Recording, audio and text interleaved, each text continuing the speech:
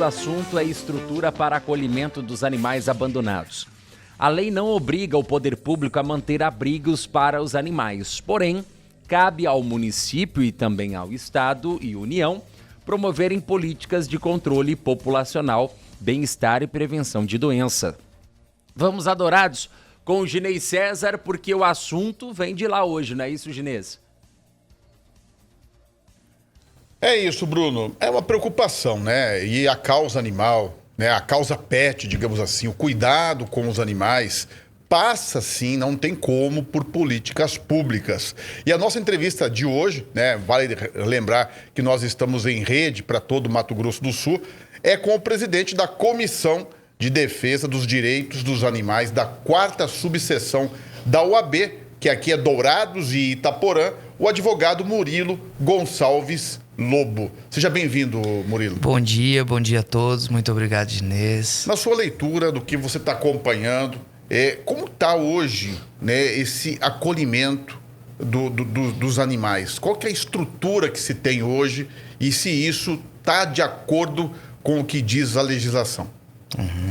Bom, hoje o que nós temos em âmbito estadual, né, e eu trago mais aqui para Dourados, porque é a realidade que nós acompanhamos mais de perto, o que nós vemos são...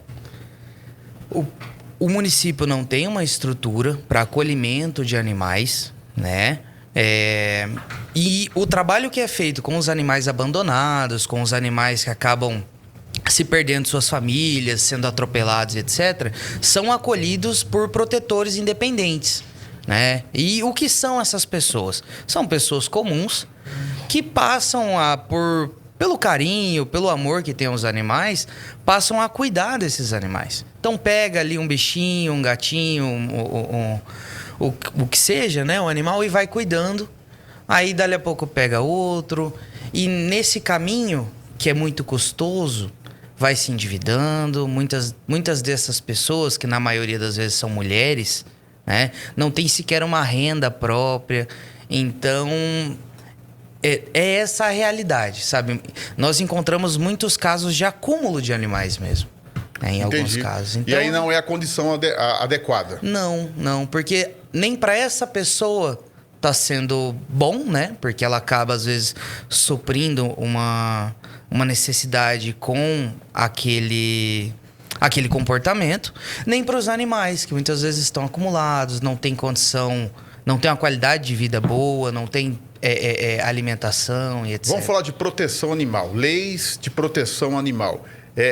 Não há uma especificidade ou alguma coisa bem direta para que fale, olha, o poder público, a prefeitura ou o governo tem que criar essas condições. O que diz a legislação?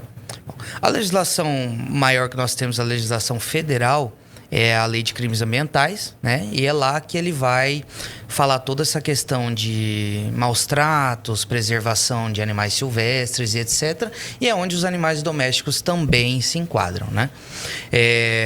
Então, a lei, ela fala que o poder público tem que ter políticas de prevenção, tanto de proliferação de animais, quanto do controle de doenças, qualidade de vida e etc. Mas ainda não é nada específico para os animais domésticos, como os cães e gatos. Ele é bem geral. Bem genérico. Isso. Tanto que é uma lei ambiental. É uma lei ambiental. Eu quero colocar aqui, inclusive, uma informação recente que aconteceu aqui em Dourados, que o Ministério Público de Mato Grosso do Sul está, inclusive, investigando a ausência de uma estrutura para acolhimento de animais em Dourados. Você também está acompanhando esse caso aqui do Ministério Público nesse processo de investigação? Sim. Lá em 2023, a OAB fez uma investigação, não investigação, né? Uma apuração interna ali do município para saber um pouco dessas protetoras, né? Quem são, quantos animais existem. E nós fizemos ao todo 9 visitas. Nessas 9 visitas foram apurados, salvo engano, 96 cães abrigados e 337 ou 334 gatos. Me foge agora a informação correta. Então, assim, isso nos assustou muito, né? E todos eles nessas condições de pessoas comuns que estão abrigando esses animais. Então, nós buscamos desde o início conversar com o Ministério Público as possibilidades, né, de estar construindo junto ao município, estar construindo até para aumentar essa discussão aqui microrregionalmente, até na parte estadual, essa proteção.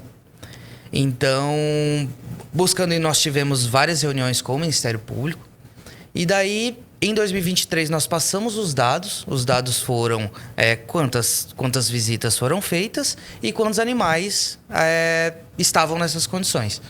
E daí, a partir desse ano, o Ministério Público entrou com um inquérito.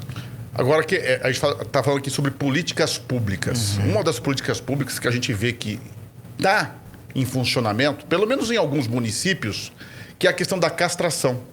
Né? A gente tem aí alguns projetos de castração municipais, envolvendo também algumas iniciativas de âmbito estadual. Esse é um projeto também que é para conter, né, a população canina, a população de gatos. É nessa linha que deve se atuar, criando projetos para conter isso? Também é nessa linha. Porque muitas vezes o animal de rua, ali, você não vai conseguir abrigar ele e conter ele numa casa, né? Ainda mais que você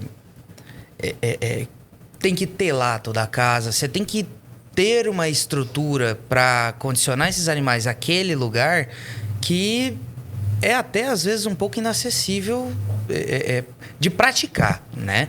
Então, assim, a busca mesmo é o poder público. O Estado tem feito isso com algumas iniciativas, tanto de castração quanto de medicamentos, né, para raiva, microchipagem, né? Mas isso ainda está bem abaixo do que é necessário, mas já é alguma coisa. Do ponto de vista jurídico, né, a OAB, no seu caso, por exemplo, que a OAB Dourados criou justamente uma presidência da Comissão dos Direitos dos Animais.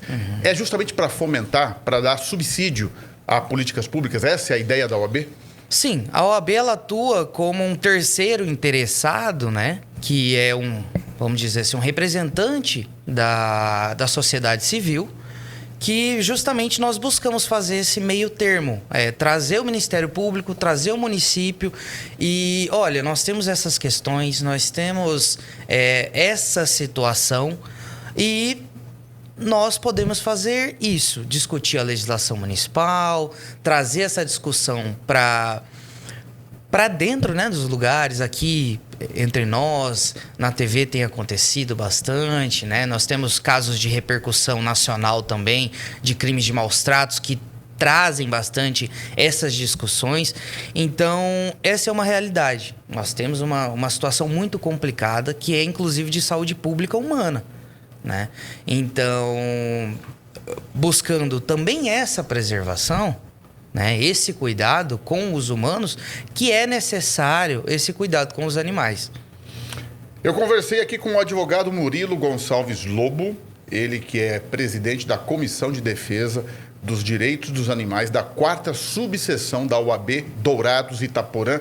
Murilo, obrigado, um ótimo dia para você. Muito obrigado, bom dia a todos, satisfação. Tchau, tchau. E só para constar aqui, Bruno, no último levantamento, né, feito inclusive em ações realizadas, como disse aqui o Murilo, de fazer essa ação na cidade, foram detectados, constatados nas visitas, 93 cães e 337 gatos vivendo em condições precárias, com problemas de alimentação, higiene e até falta de recursos básicos. E como disse aqui o Murilo, muitas vezes quem dá conta dessa população canina e de felinos, também de gatos, são pessoas que têm aquela paixão pela causa animal, mas que sem qualquer estrutura acabam acolhendo esses animais em casa, longe das condições ideais. Por isso, esse alerta, né, para que o poder público, de alguma forma, crie alternativas ou políticas públicas para dar sustentação, dar algum suporte. Por isso que a gente vê muitas campanhas aí de arrecadação de ração, arrecadação de medicamentos, porque não há algo muito bem estruturado ainda para tantos animais que estão aí abandonados muitas vezes.